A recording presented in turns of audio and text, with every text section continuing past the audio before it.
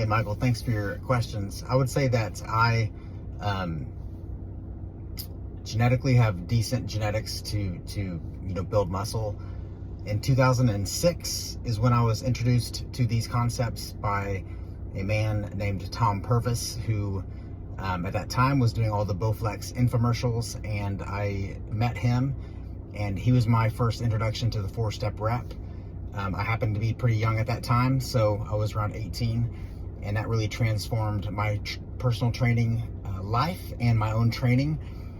I have always incorporated tighten before you move, squeeze through the range, squeeze at the top, fight it all the way down. Those things all came from Tom. Those things all came from Bowflex. I don't know why those things were not more marketed. I think it's one of the best techniques I've ever learned. I've always implemented it with my clients and had a lot of success. So it's as of recently that I was really able to put a lot of the pieces together into a system myself. So the short answer to your question as far as whether or not these things have led to my own personal muscle development, I would say yes, definitely, for sure. I've been doing them for a long time. I've always lifted a lot lighter than everyone else and had a lot better results than everyone else. And I don't say that to be arrogant. I say that to be, I've never not been in a gym where somebody didn't stop me and say, why the heck are you lifting 15s and I'm lifting 40s and you're bigger than I am?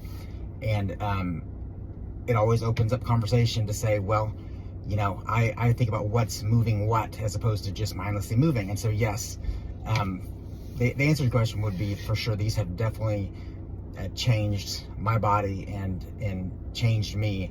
But it is as of recently that I've been able to really systematize this and combine it with the 4-step rep. As far as tempo goes, there is one thing I try to, in every workout cover, is that there is no perfect rep tempo. You will see me adjust my rep tempo rep to rep, set to set, based on what I'm feeling. I will have sets where I will literally throw in a 10-second squeeze and hold based upon, I feel like it's literally legitimately just completely gassing my muscle in that set, and I continue to kind of pound away at that. I'll have sets where I hit a 10-second eccentric.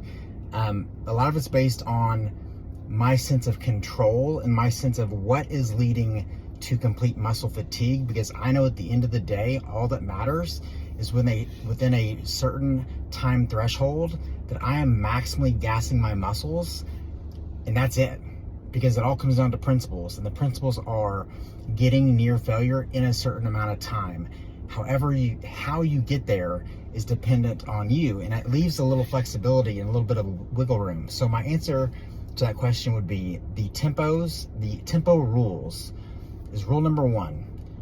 You're controlling the movement. The movement isn't controlling you. You're able to engage your muscle and based on feel, fatigue that muscle in a certain time duration.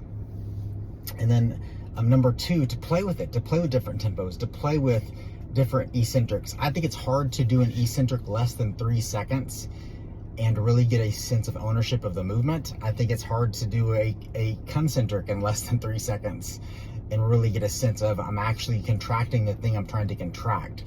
So it's funny because, like, the more skilled I get at this, the more I play with higher speeds.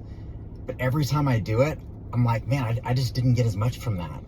So, that would be my challenge to you, would be to play with different rep tempo speeds, but pay attention to what seems to be more effective for you. And it always seems for me to kind of bias towards slower tempos with a sense of ownership of the weight.